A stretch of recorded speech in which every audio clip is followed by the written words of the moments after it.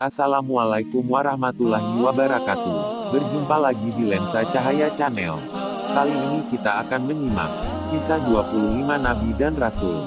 Di antaranya, Nabi Hud alaihi salam. Alangkah baiknya jika tombol subscribe ditekan dan aktifkan loncengnya, itu artinya Anda mendukung siar Islam. Sahabat Lensa Cahaya Channel, Ad adalah nama bapa suatu suku yang hidup di Jazirah Arab di suatu tempat bernama Al-Ahqaf, terletak di utara Hadramaut atau Yaman dan Oman, dan termasuk suku yang tertua sesudah kaum Nabi Nuh, serta terkenal dengan kekuatan jasmani dalam bentuk tubuh-tubuh yang besar dan sasa.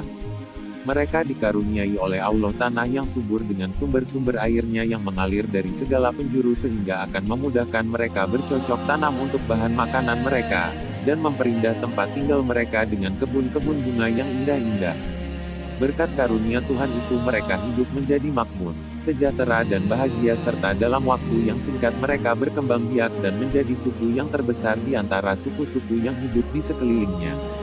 Sebagaimana dengan kaum Nabi Nuh, kaum Hud ialah suku ini adalah penghidupan rohaninya tidak mengenal Allah yang Maha Kuasa Pencipta alam semesta. Mereka membuat patung-patung yang diberi nama Samud dan Al-Hatat, dan itu yang disembah sebagai Tuhan mereka yang menurut kepercayaan mereka dapat memberi kebahagiaan, kebaikan dan keuntungan, serta dapat menolak kejahatan, kerugian dan segala musibah. Ajaran dan agama Nabi Idris dan Nabi Nuh sudah tidak berbekas dalam hati, jiwa serta cara hidup mereka sehari-hari. Kenikmatan hidup yang mereka sedang tenggelam di dalamnya berkat tanah yang subur dan menghasilkan yang melimpah ruah menurut anggapan mereka adalah karuniaan dan pemberian kedua berhala mereka yang mereka sembah. Karenanya mereka tidak putus-putus sujud kepada kedua berhala itu, mensyukurinya sambil memohon perlindungannya dari segala bahaya dan musibah berupa penyakit atau kekeringan. Sebagai akibat dan buah dari akidah yang sesat itu, pergaulan hidup mereka menjadi dikuasai oleh tuntutan dan pimpinan iblis, di mana nilai-nilai moral dan akhlak tidak menjadi dasar penimbangan atau kelakuan dan tindak tanduk seseorang, tetapi kebendaan dan kekuatan lahiriahlah yang menonjol, sehingga timbul kerusuhan dan tindakan sewenang-wenang di dalam masyarakat, di mana yang kuat menindas yang lemah, yang besar memperkosa yang kecil, dan yang berkuasa memeras yang di bawahnya. Sifat-sifat sombong, congkak, iri hati, dengki, hasut dan benci-membenci yang didorong oleh hawa nafsu merajalela dan menguasai penghidupan mereka, sehingga tidak memberi tempat kepada sifat-sifat belas kasihan, sayang menyayang, jujur, amanat dan rendah hati. Demikianlah gambaran masyarakat suku Ad tatkala Allah mengutuskan Nabi Hud sebagai nabi dan rasul kepada mereka. Nabi Hud berdakwah di tengah-tengah sukunya. Sudah menjadi sunnah Allah sejak diturunkannya Adam ke bumi, bahwa dari masa ke semasa jika hamba-hambanya sudah berada dalam kehidupan yang sesat, sudah jauh menyimpang dari ajaran-ajaran agama yang dibawa oleh nabi-nabinya, diutuslah seorang nabi atau rasul yang bertugas untuk menyegarkan kembali ajaran-ajaran nabi-nabi yang sebelumnya, mengembalikan masyarakat yang sudah tersesat ke jalan lurus dan benar, dan mencuci bersih jiwa manusia dari segala tahayul dan syirik, menggantinya dan mengisinya dengan iman tauhid dan akidah yang sesuai dengan fitrah. Demikianlah maka kepada suku Ad yang telah dimabukkan oleh kesejahteraan hidup dan kenikmatan duniawi sehingga tidak mengenalkan Tuhannya yang mengaruniakan itu semua, diutuskan kepada mereka Nabi Hud, seorang dari suku mereka sendiri, dari keluarga yang terpandang dan berpengaruh, terkenal sejak kecilnya dengan kelakuan yang baik, budi pekerti yang luhur dan sangat bijaksana dalam pergaulan dengan kawan-kawannya. Nabi Hud memulai dakwahnya dengan menarik perhatian kaumnya suku Ad kepada tanda-tanda wujudnya Allah yang berupa alam sekeliling mereka, dan bahwa Allah lah yang mencipta mereka semua dan mengaruniakan mereka dengan segala kenikmatan hidup yang berupa tanah yang subur, air yang mengalir, serta tubuh-tubuhan yang tegak dan kuat. Dialah yang seharusnya mereka sembah dan bukan patung-patung yang mereka perbuat sendiri.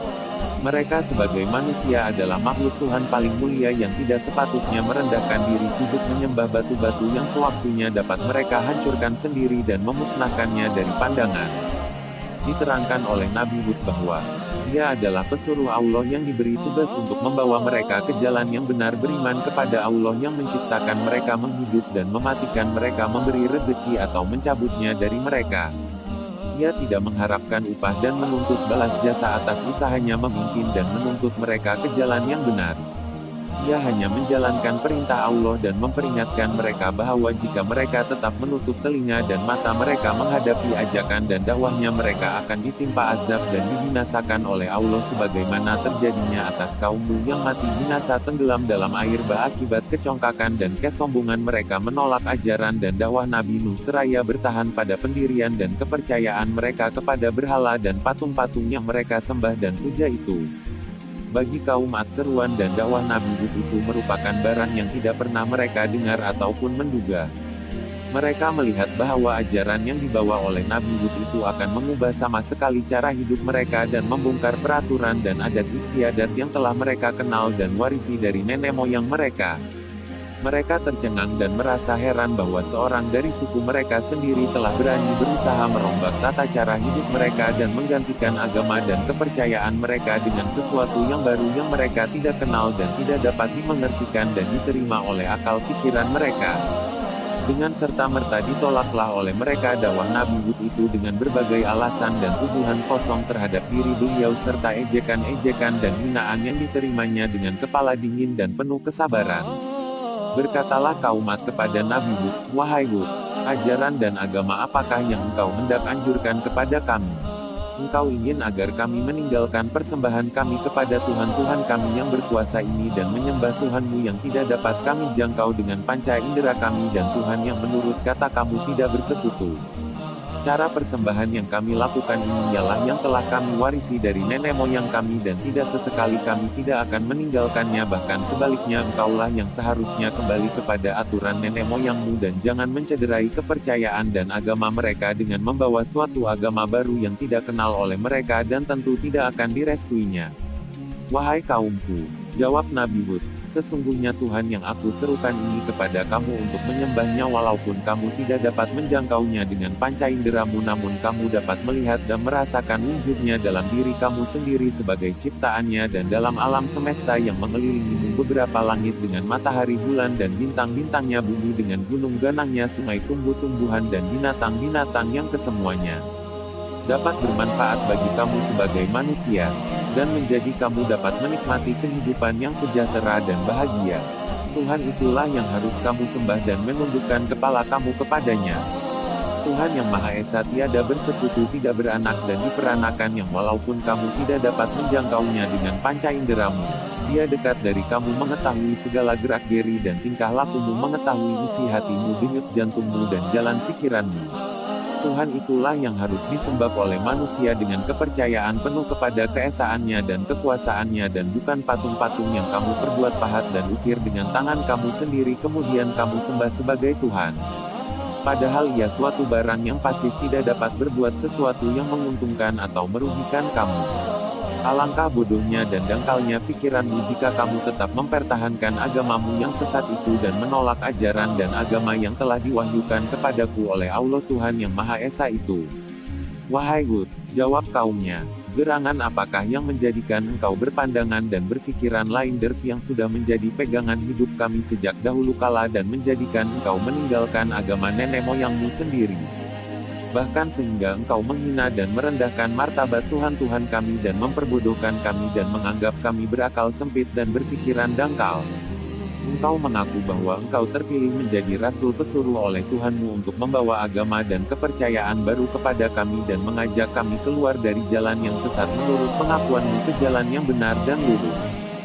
Kami merasa heran dan tidak dapat menerima oleh akal kami sendiri bahwa engkau telah dipilih menjadi pesuruh Tuhan. Apakah kelebihan kamu di atas seseorang dari kami? Engkau tidak lebih tidak kurang adalah seorang manusia biasa seperti kami, hidup, makan, minum, dan tidur tiada bedanya dengan kami. Mengapa engkau yang dipilih oleh Tuhanmu? Sungguh engkau menurut anggapan kami seorang pendusta besar, atau mungkin engkau berpikiran tidak sehat terkena kutukan Tuhan-Tuhan kami yang selalu engkau ejek, hina dan cemukan."